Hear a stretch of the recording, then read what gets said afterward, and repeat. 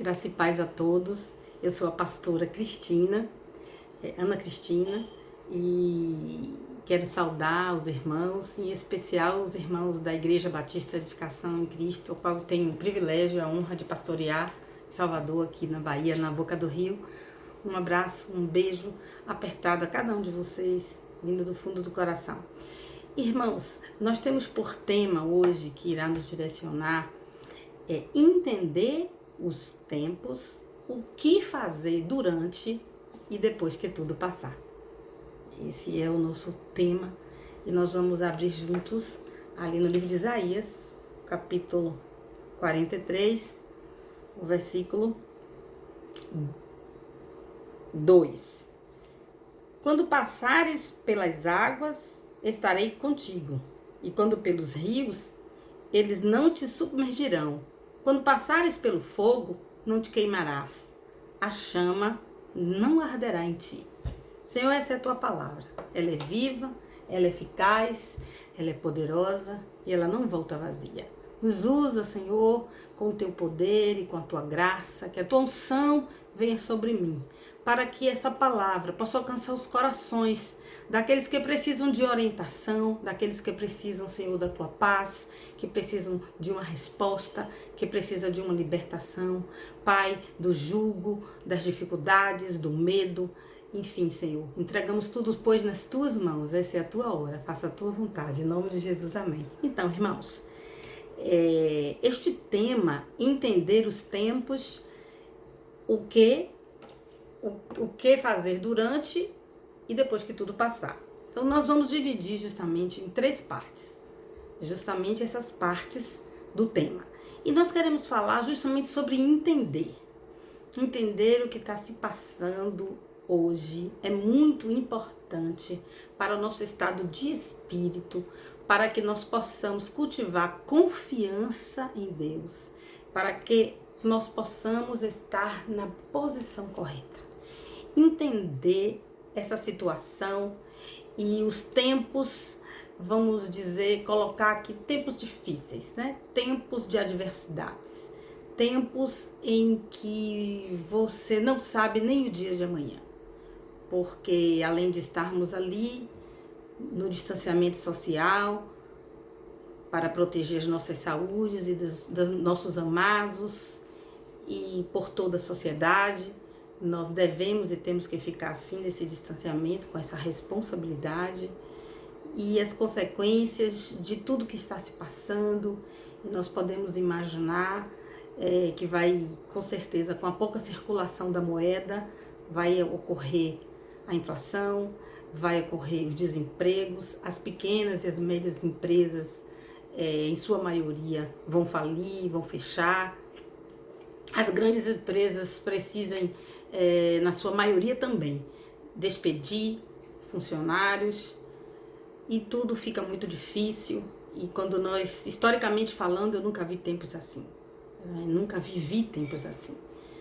Eu estive recentemente, precisei sair à rua e olhando todo aquele cenário de pessoas com máscaras, como eu ali estava, em todos os lugares. Eu passava pelos pontos de ônibus e as pessoas que estavam na rua usando máscara e tudo um tanto quanto deserto, me deu assim uma sensação de que isso não estava acontecendo, uma sensação muito difícil até de descrever, porque realmente são tempos muito difíceis de se entender.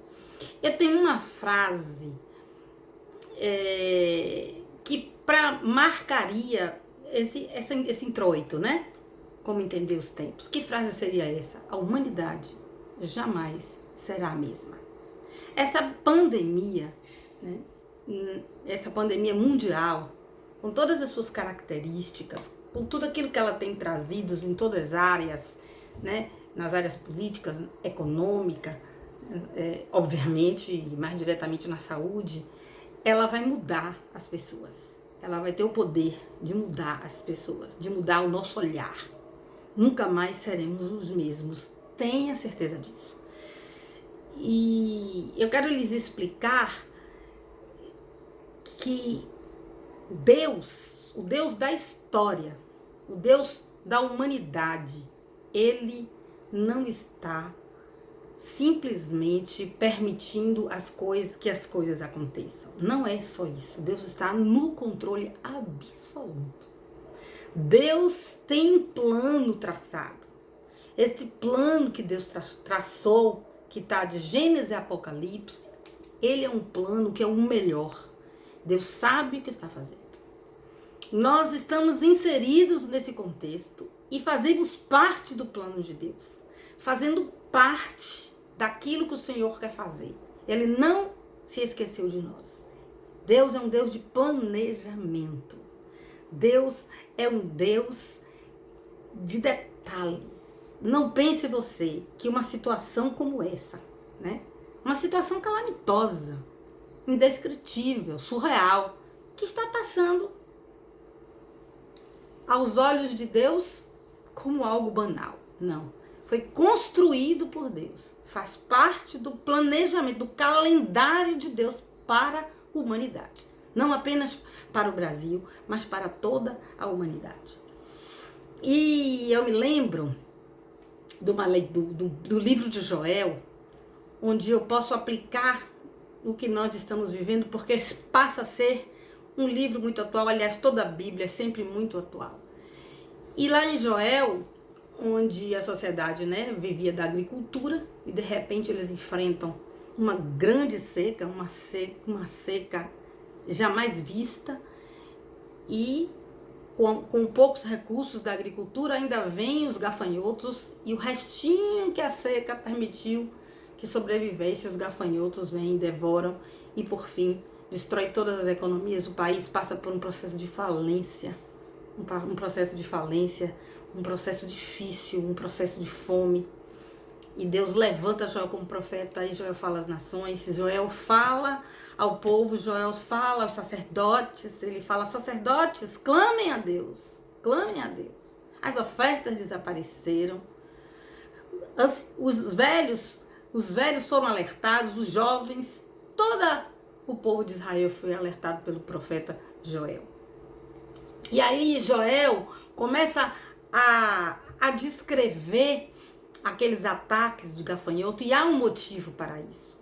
E ali em Joel você pode ver que ele fala que o povo estava religioso, o povo estava com o coração endurecido, o povo não se humilhava, o povo não buscava o Senhor.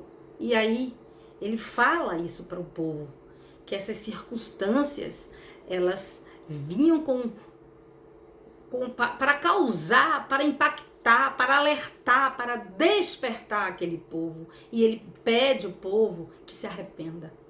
Ele pede ao povo que se aquebrante. Ele pede ao povo que se humilhe e que ele saia daquela postura de religiosidade, de um Deus distante, de um Deus apenas de rituais, para que eles venham a ter com Deus um relacionamento mais profundo, onde eles possam verdadeiramente funcionar no reino de Deus com o coração. Com o coração.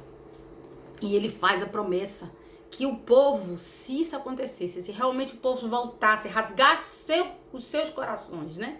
No Velho Testamento se rasgava as vestes, mas aí ele propõe um rasgar de coração. Rasgar o coração. E aí então o Senhor restituiria tudo aquilo que o gafanhoto levou, ele restituiria, mas ele não se detém apenas nos valores materiais, em dinheiro, nessa restituição, mas ele fala também de um derramar no espírito, uma restituição espiritual, uma restituição que fala sobre o poder de Deus acontecendo naqueles dias, onde ele profetiza que viria esse poder se derramar, esse superabundar do Espírito Santo. E essa é a promessa. E eu fico pensando, quando Deus deu o seu toque de recolher, e quando Deus coloca diante de nós essa situação em que devamos ficar em nossas casas, Deus está dando esse toque de recolher para o povo dele, porque nós fazemos parte desse processo do calendário de Deus e ele tem um propósito especial com a igreja dele. A igreja é a única que pode reconhecer os sinais. Porque lá em Lucas 21, 28, quando diz assim, quando começares a ver esses sinais, é porque a vossa redenção está próxima. Quando começar os sinais. Não significa que devamos esperar ainda mais tempo até que os sinais se cessem, não. Mas quando começar, significa então que a nossa redenção, ela está próxima. E aí Joel também está falando de uma profecia vindoura que ele fala o dia do Senhor. E aqui já é algo profético, já é uma revelação para os finais dos tempos, onde ele fala claramente que será o dia do Senhor, onde o Senhor vai fazer o juízo eterno, né? Separará os justos dos injustos, onde o Senhor vai apresentar os deles à eternidade. Sem que antes do julgamento, muito antes, venha a ocorrer a segunda vinda do Senhor Jesus Cristo, em toda nuvem, todo olho o verá. E a igreja sobe. E eu tenho falado sempre disso, eu tenho falado porque o Senhor tem incomodado no meu coração para falar dessas coisas, falar desses finais. E esses sinais, ao começar, nos lembra da nossa redenção que está próxima, assim. E com isso vem toda uma promessa. Uma promessa. Quando Deus fala para os filhos de Deus ficarem ali no livro de Êxodo, em casa, quando eles ainda moravam no Egito, porque o anjo da morte iria passar. E eles falam para que ficassem em casas e protegessem os umbrais de cada porta com o sangue do Cordeiro, simbolizando a proteção, a salvação, a vida eterna em Cristo. Deus, ele guarda o povo dele. Deus tem promessa, Deus tem aliança. E tudo isso tem um propósito, isso tem um porquê. E você está dentro desse propósito, sendo trabalhado nesse propósito, porque o Senhor tem algo para realizar em sua vida antes de te preparar para você viver com Ele no céu. Deixe-me falar algumas coisas também. Nós tivemos essa ideia de como entender tudo isso que está nos acontecendo, de entender toda essa situação que parece algo tão distante, parece algo tão diferente de nós vivermos, tão assustador.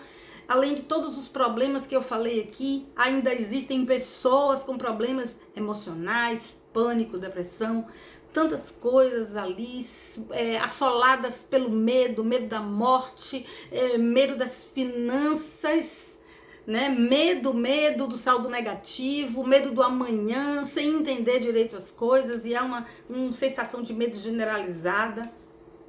E em meio a tudo isso, o Senhor diz que eu restituirei tudo aquilo que lhes foi tirado, e ainda lhe restituirei a unção, eu lhe restituirei, porque derramarei sobre toda a carne, sobre todo o meu povo, o meu espírito.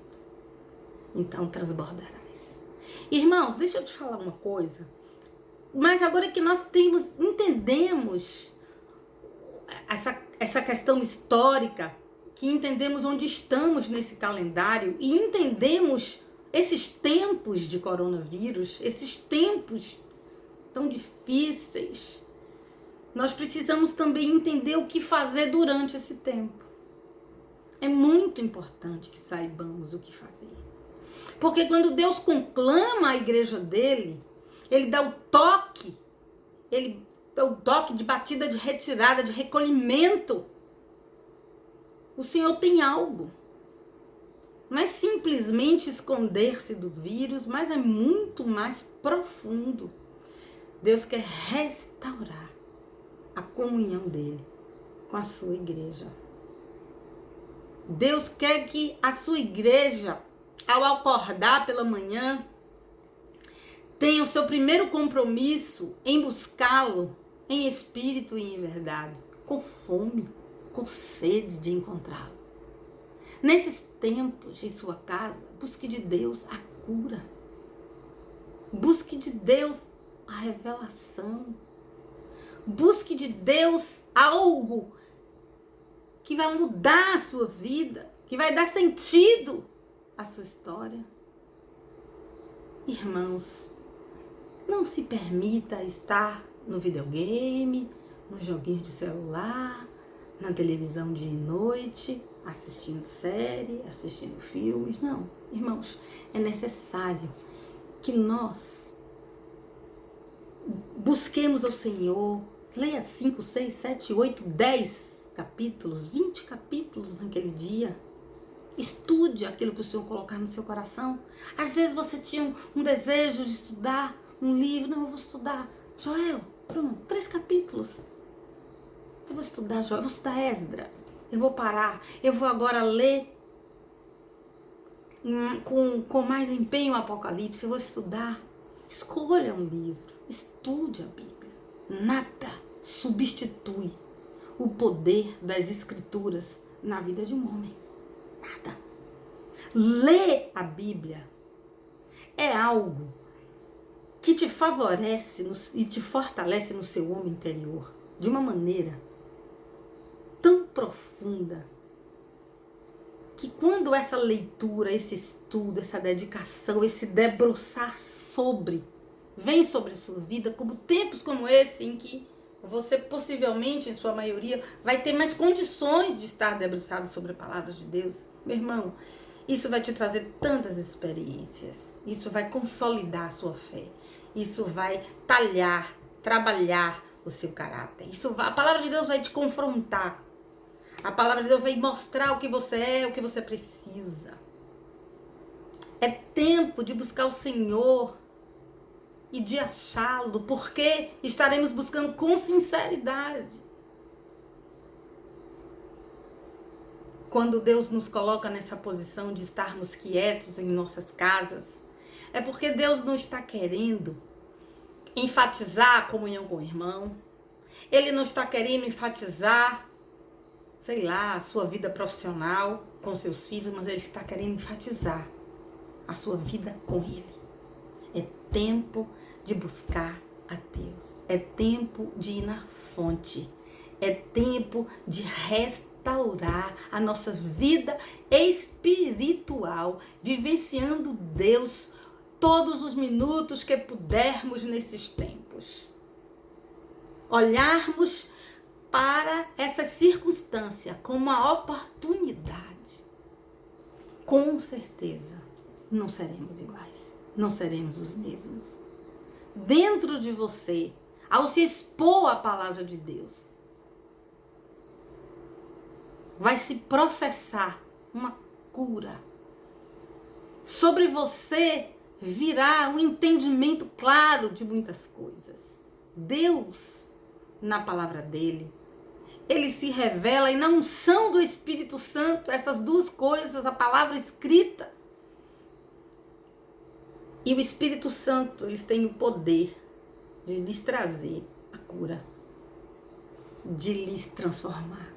E esse é o momento. Esse é o momento. Esse é o momento de estar com Deus. Eu quero compartilhar com você uma frase que hoje de manhã eu estava adorando o Senhor e veio ao meu coração, onde eu pensei, Senhor, eu quero sentir o seu hálito. E o hálito de Deus é o perfume da intimidade, né? O hálito de Deus, falando próximo. Precisamos estar tão próximos a fim de que sintamos o hálito do Senhor em intimidade, em aproximação, de sentirmos nossa vida sendo fortalecida, robustecida na palavra dele, na unção dele, na vida dele em nós. E caminharmos em busca da cura, em busca da edificação, em busca da santificação. É isso que nós temos que fazer nesses tempos, que nós estamos entendendo, porque Deus tem esse propósito com cada um, é um propósito individual, é um propósito que Deus tem com cada filhinho dele, com cada pessoa. Ele tem esse propósito. Um propósito onde ele vai fazer ali um trabalho, onde ele vai dar, onde ele vai tratar naquilo que só ele sabe que eu e você precisamos. Este o que nós devemos fazer, o durante. O que nós devemos fazer, o durante. E esse durante, ele é toda a chave. É toda a chave. Porque se você se comporta num modelo de busca e de entendimento do que está acontecendo, com certeza, quando você sair, quando nós sairmos de todo esse tempo, de todo esse isolamento social, de toda essa dificuldade em todos os seus aspectos, quer financeiros, quer sociais, quer emocionais, sairemos mais fortes. Sairemos pessoas completamente diferentes, trabalhadas. É um momento, sabe, que as pessoas, eu estou organizando minha cozinha, bom organizar a cozinha, eu acho ótimo, tira um tempo, que bacana, né, arrumar as panelas, ótimo.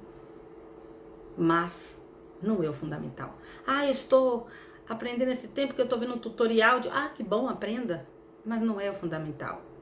Não é o que deve ocupar todo o seu tempo. Eu estou, muito bom, o que você quiser fazer, que venha organizar a sua casa, ótimo. Mas não é o essencial, não é o fundamental, não é o propósito de Deus. Quando ali em Êxodo, Deus mandou que todos recolhessem suas casas para compartilhar aquele cordeiro. Está ali em intimidade, está ali em comunhão, está ali juntos. Porque também existe uma obra na família.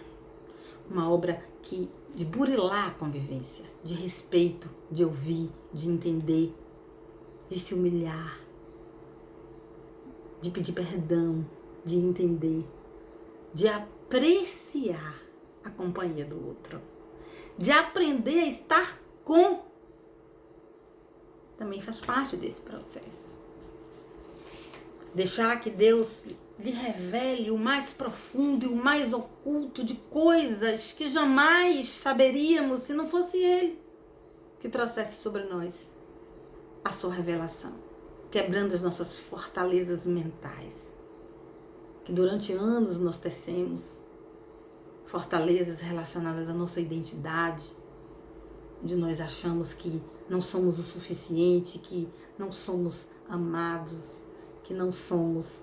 E aí você começa a conviver com Deus, e o Espírito Santo dele vai te levando a esse processo de se identificar com Deus, gradativamente sermos a sua imagem e semelhança, gradativamente vivenciarmos esse processo de amadurecimento em Cristo.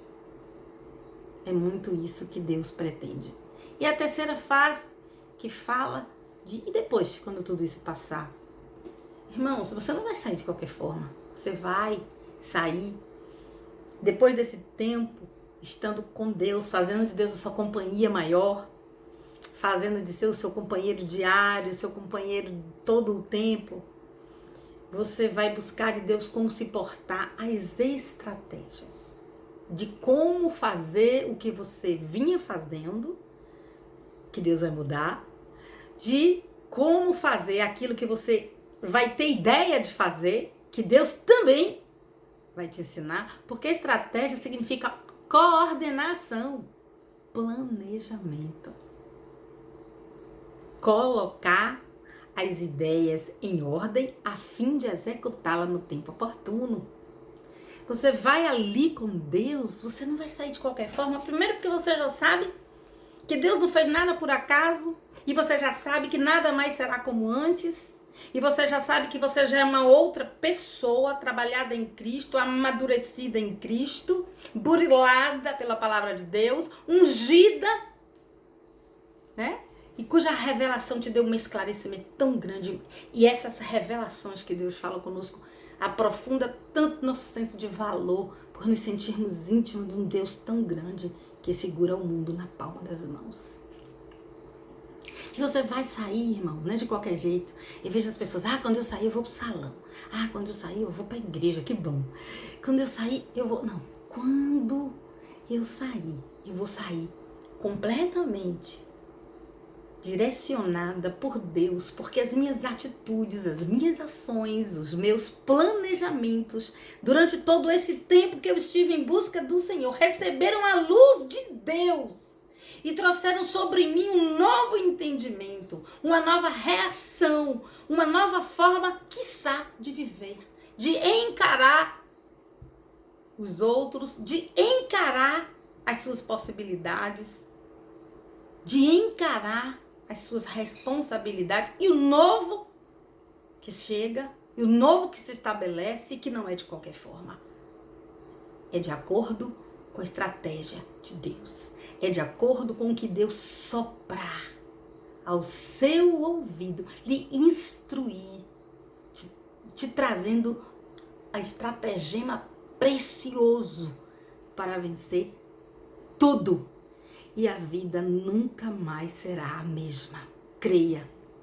Porque você terá uma visão de conquista, uma visão tão fortalecida de você mesmo.